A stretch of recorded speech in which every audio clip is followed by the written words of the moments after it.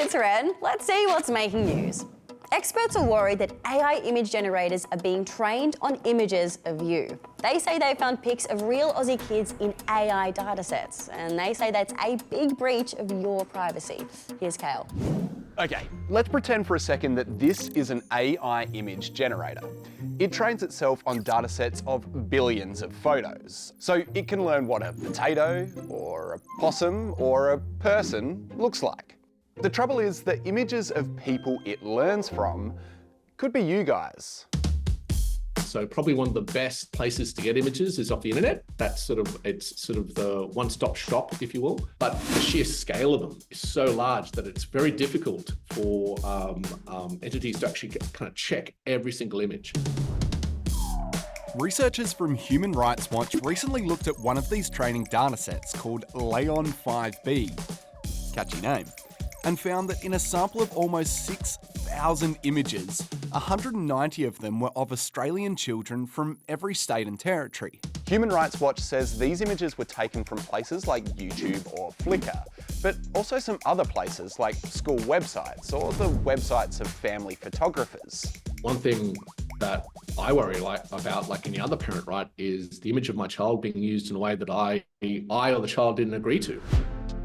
Leon says the best way to keep yourself safe is to not post your photos on the internet. We have to sort of start educating people about data, and not just children, everyone, because we're in this new era. A powerful hurricane is causing destruction in the Caribbean. Hurricane Beryl is a Category 5 storm, which is the strongest you can get. It's also earlier than usual. In fact, it's the strongest storm that's ever formed in the Atlantic in June. Beryl has already hit several islands in the Eastern Caribbean. It has left in its wake immense destruction. I think that the damage would be so much. McDonald's has decided to shorten its breakfast hours as Australia deals with a lack of eggs. It's been caused by an outbreak of bird flu in Victoria, New South Wales and the ACT. The price of eggs has gone up, and some supermarkets have limited how many cartons you can buy at once. And now, for the time being, McDonald's is stopping its breakfast menu at 10:30 rather than 12. Australia, meet your Olympic skateboarders. This squad of 9 will be off to Paris next month, so let's find out who they are. Yep, Australia's skateboarding team is stacked with talent.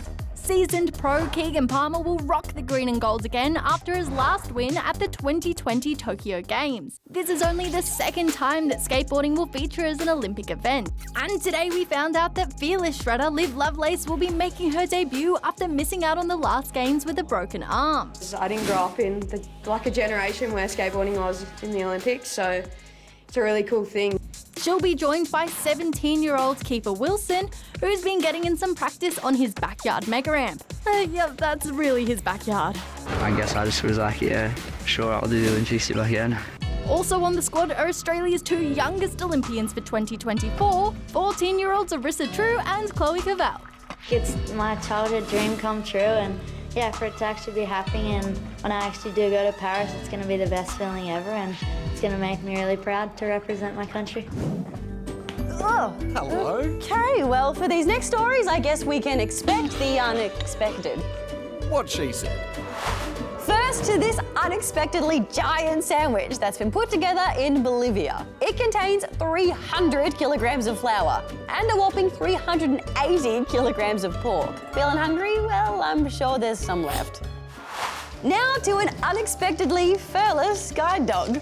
Yep, this 6-legged Chinese robot has been designed to help people who can't see. It's able to walk around thanks to inbuilt cameras and sensors. The robot can also communicate with humans using voice recognition and AI.